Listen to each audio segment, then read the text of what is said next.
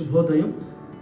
క్రీస్తు యేసునందు అత్యంత ప్రియమైన దేవుని బిడ్డలారా, మన రక్షకుడైన యేసుక్రీస్తు యొక్క పరిశుద్ధ నామంలో మీ అందరికీ కూడా ఉదయకాల శుభాలు తెలియజేస్తున్నాను. మన టిఎల్సి అనుదిన ఆహారంలో దేవుని యొక్క వాక్య విధానం, దేవుడు ఏ మాట ద్వారా మనతో మాట్లాడబోతున్నారో మనం జ్ఞాపకం చేసుకున్నాం. ఇర్మియా గ్రంథం 30వ అధ్యాయము 17వ వచనాన్ని చదువుకున్నాం. వారు ఎవరునూ లక్ష్య పెట్టని సియోననియు వెలివేయబడిందనియు నీకు పేరు పెట్టుచున్నారు.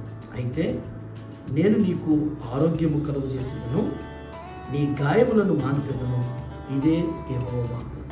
దేవుని బిడ్డలారా, ఇదను దేవుడు మనతో మాట్లాడుతున్నటువంటి మాట ఏంటంటే, ఆ వచనంలో 2 విషయాలను దేవుడు జ్ఞాపకం చేస్తున్నాడు.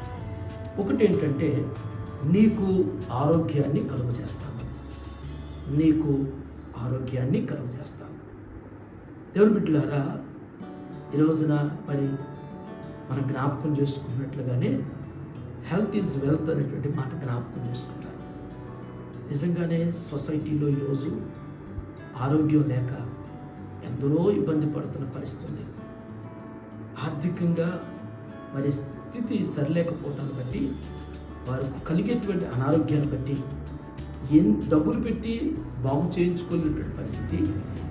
కొందరికి ఎంతో డబ్బు ఉండిద్ది, కానీ ఆరోగ్యం ఉండదు. ఆరోగ్యం మరి డబ్బు పెట్టినా కానీ సంపాదించుకోలేని పరిస్థితి, వారు ఆరోగ్యాన్ని మెరుగు చేసుకునేటువంటి పరిస్థితి ఈనాటి సమాజంలో ఎందరో ఇటు పరిస్థితి అనిపిస్తున్నారు. నిజంగా దేవుడు మనకిచ్చిన ఆరోగ్యాన్ని బట్టి, మన బిడ్డలకి ఇచ్చిన ఆరోగ్యాన్ని బట్టి, మన కుటుంబంలో దేవుడిచ్చిన ఆరోగ్యాన్ని బట్టి మనం ఎంతగానో దేవునికి స్తుతులు చెల్లించాలి, దేవునికి ఎంతగానో కృతజ్ఞతలు చెల్లించాలి. నిజంగా అనారోగ్యగ్రస్తులు గమనిస్తున్నప్పుడు, ఆరోగ్యం లేక హాస్పిటల్ పాలైనటువంటి వారిని చూసినప్పుడు ఎంత విచారం, ఎంత బాధ అనిపించింది. దేవుడు నిజంగా మరి మనకైతే మరి అట్టి పరిస్థితి లేకుండా ఈ దినం ఇలా ఉంచినందుకు దేవునికి ఎంతో మనం రుణస్తుమైనా. రెండవ మాట అక్కడ ఉన్నటువంటి మాట ఏంటంటే, నీ గాయములను మాన్పెదను. దేవుని బిడ్డలారా, మనకి పైకి కనిపించేటువంటి గాయాలు ఉంటాయి, హృదయానికి ఉండేటువంటి గాయాలు ఉంటాయి.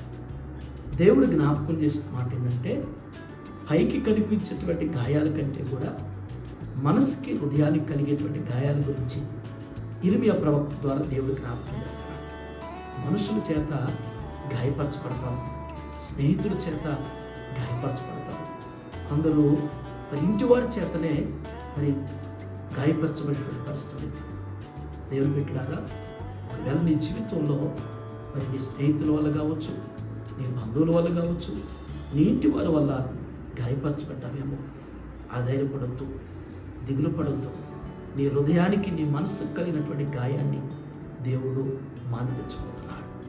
నీ గాయాల్ని దేవుడు మాన్పించి, నీ మనసుకు కలిగినటువంటి ఆ బాధ, ఆ కష్టం, ఆ నిట్టూర్పు, ఆ పరిస్థితుల నుంచి దేవుడు నిన్ను విడిపిస్తాడు.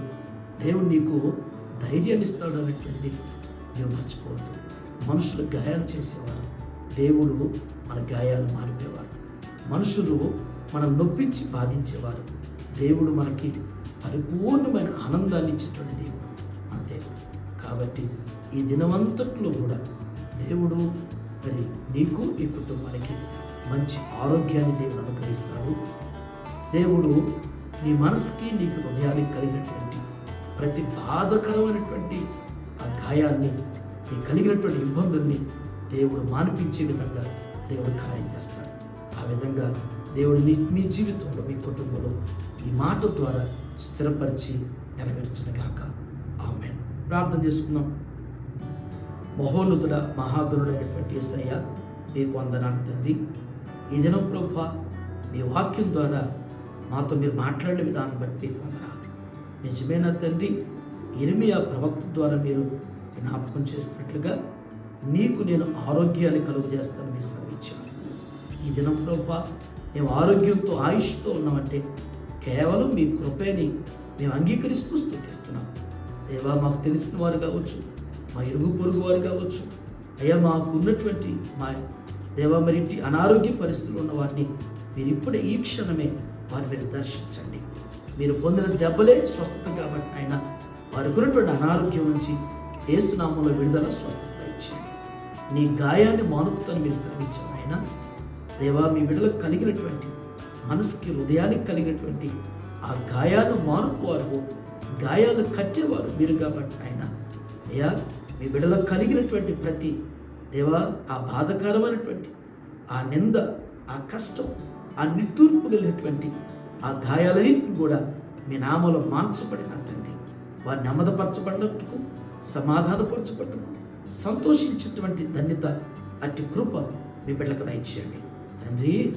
ఈ దినమంతా నాయన మీ బిడ్డలు చేరినటువంటి వారి పనుల్లో, వారి ప్రయాణాల్లో, వారి బాధ్యతలు మీరు తోడుగా ఉండి అయ్యా వారి కుటుంబానికి నిరంతరమైనటువంటి మీ సన్నిధి, మీ కాపుదల వారికి అనుగ్రహిస్తూ ఈ దినదీవులతో నింపుతూ బలపరచమని యేసు నామములో ఈ ప్రార్థన మీకు సమర్పించుచున్నాను తండ్రి. ఆమేన్. God bless you all.